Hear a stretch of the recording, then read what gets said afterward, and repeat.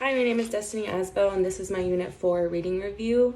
The two readings I wanted to cover in this video are going to be the Diaz Enrico Chapter 6, Oracy Instruction that Builds on the First Language. And I also wanted to connect to Oracy is as important as literacy, interview with Christine C.M. Go by Adeline Shiduma on the Sage. So the first domain I wanted to connect with was domain 5.1, and this is knowledge of self. So as a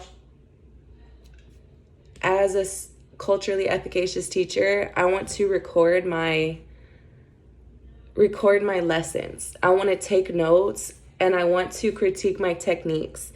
So this is something mentioned in Diaz Enrico, and it says about the teacher recording and having the students and the teacher take notes.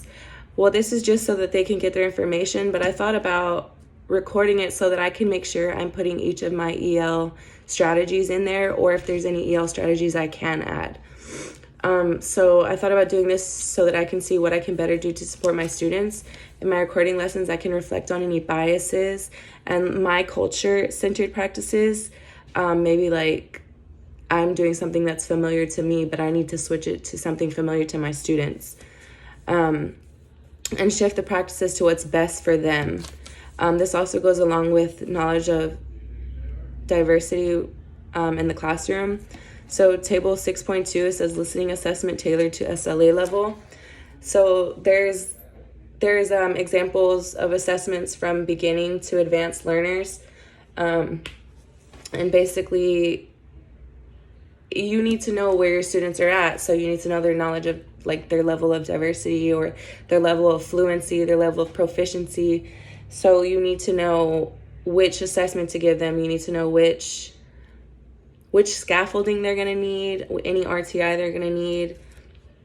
And then I wanted to talk about 5.5, skip around a little.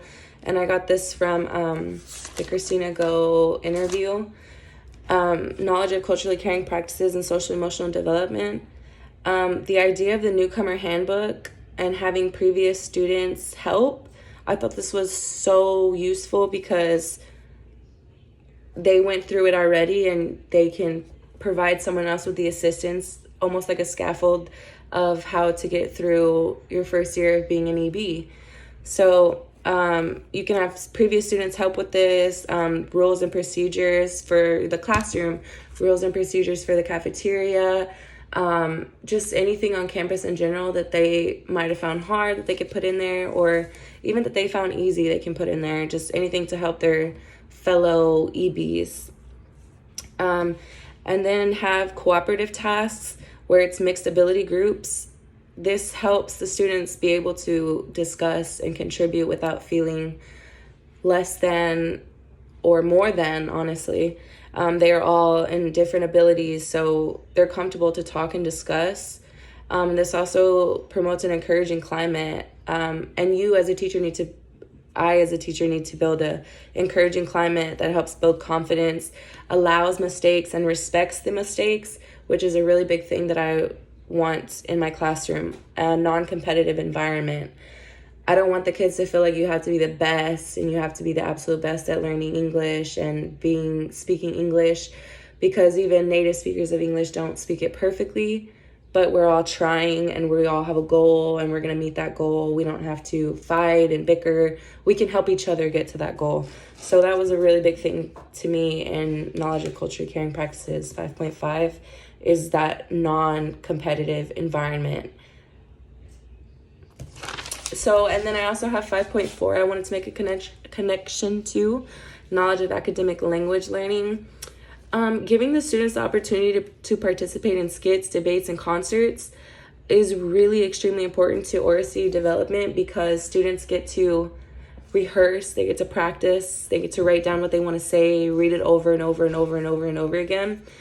And this means they will have many chances to assess their Oracy, and it gives them the ability to have some success and motivates them for continuation of EB. So once they have that small little success, they're going to want to keep going. Well, like, I know I can write this down. excuse me, I know I can write this down and I can practice it and get feedback on it and see how my peers think I'm doing on my script. And this works really well because I've seen it.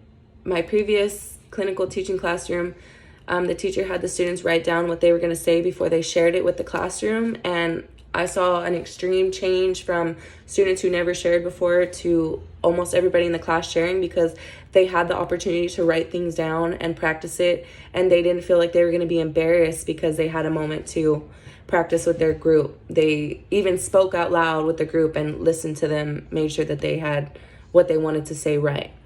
So another one, culturally inclusive content. From Diaz and Rico in chapter 6, it talks about the things we do before speaking. And so these are going to help our students achieve higher academically. So previewing vocabulary words, reviewing the material with a partner.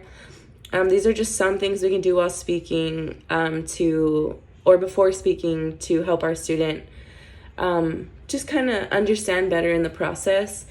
And instead of doing all the work while they're listening, they can get a little bit of the work started beforehand so they can understand everything going on.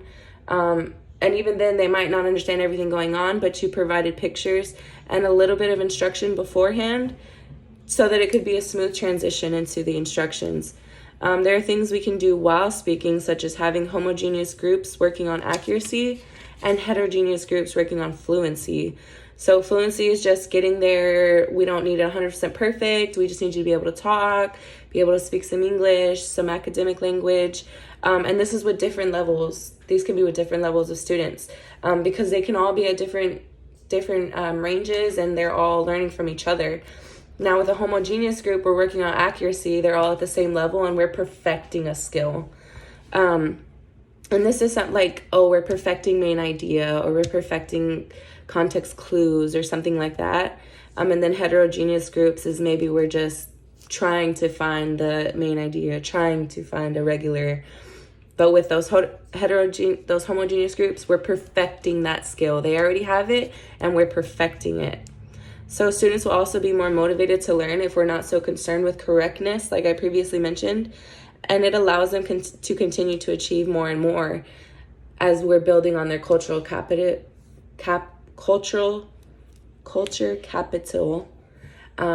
because they come with plenty of knowledge. We have to access it and develop it, build on it, bring more. They start with a capital. We have so much more to add to it as long as we're doing it in the right way and culturally efficacious. Thank you so much.